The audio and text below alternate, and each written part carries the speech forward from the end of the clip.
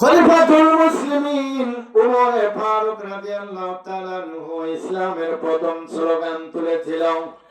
আল্লাহর নবী ডাক দিয়ে বলে, ইয়া রাসূলুল্লাহ, ইয়া হাবিবাল্লাহ, আজকে থেকে ইসলাম আর মনে মনে প্রকাশ্য বাদ দিয়ে গোপনে হবে না। আজকে থেকে ইসলামের দাওয়াত হবে প্রকাশ্য। জোরে বলেন মারহাবা।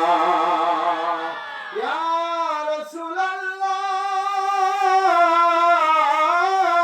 নবী গো,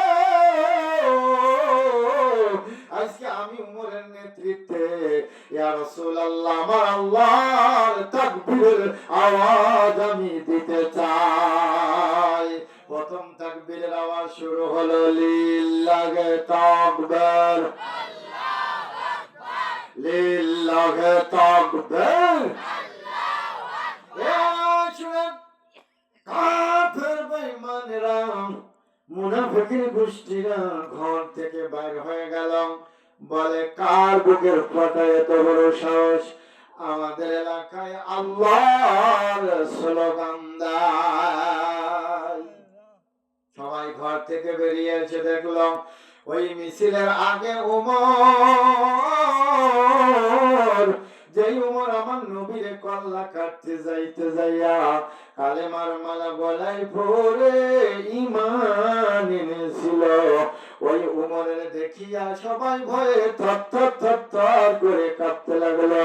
আর বলে, যেখানে উমর আছে রে, সব কাফের বেঈমানেরা ঘরের মধ্যে পলাইল।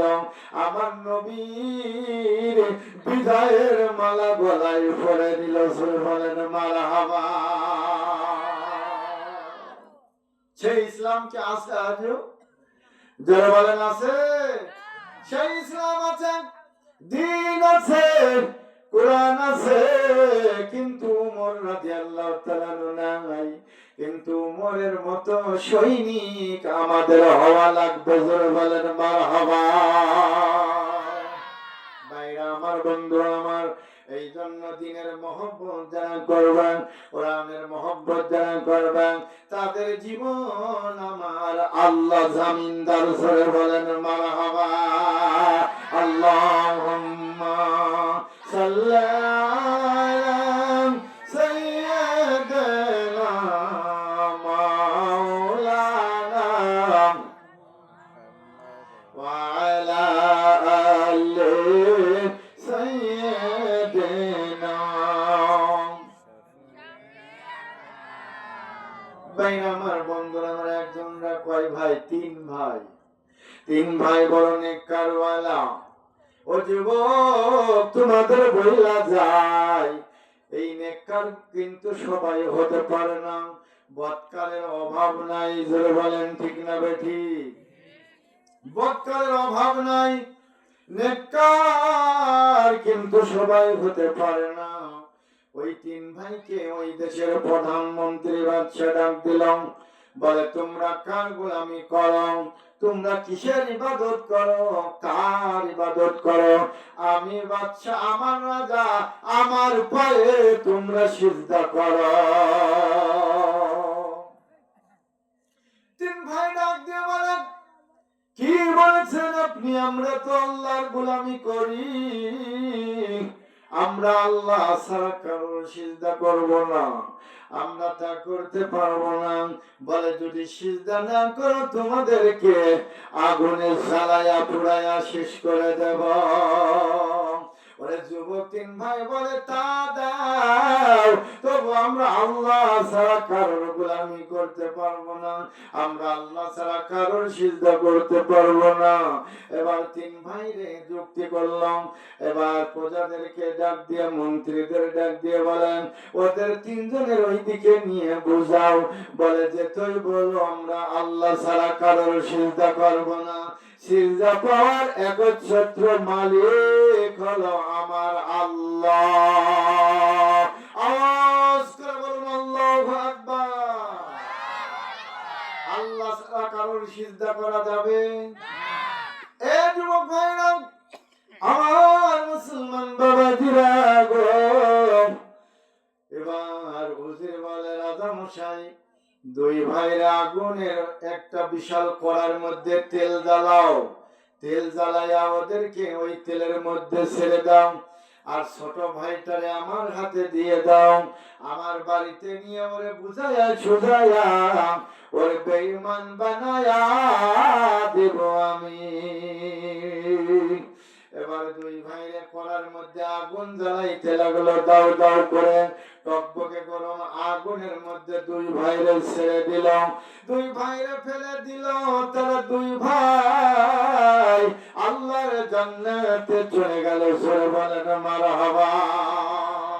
কিছুক্ষণ পরে দেখে আগুনের মধ্যে তেলের মধ্যে তো আর পাওয়া যায় না।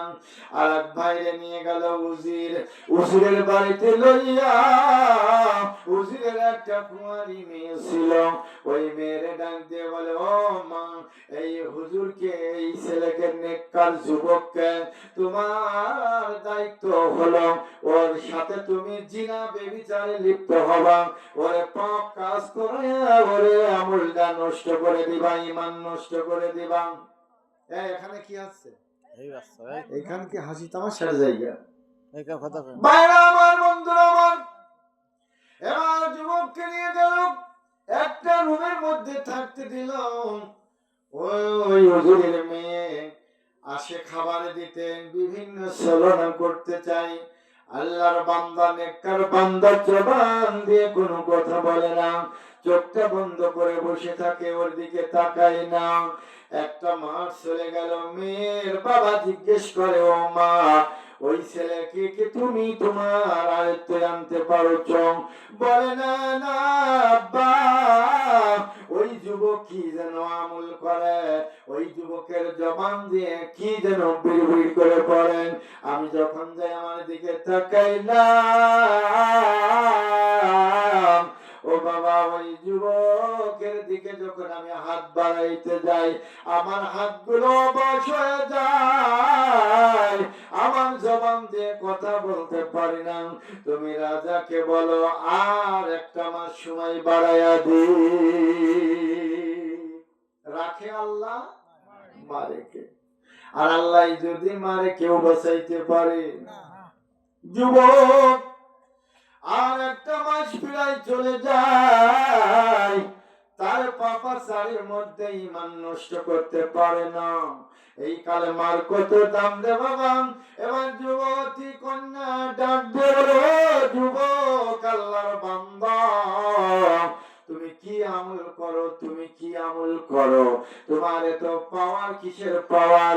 তোমার দিকে আগাইতে গেলে আমার হাতগুলো পাওগুলো অবাস হয়ে যায়। বলে, তুমি আমারে আমল করবা? বলে, আমি তো করতে চাই। তাহলে তোমার কালেমা পড়া লাগবে। আল্লাহর বান্দির কপালটা বড় ভালো, কপালের মধ্যে হিদায়াত আমার আল্লাহ দিয়েছে। ওই যুবতী মেয়ে বলে, ও যুবক,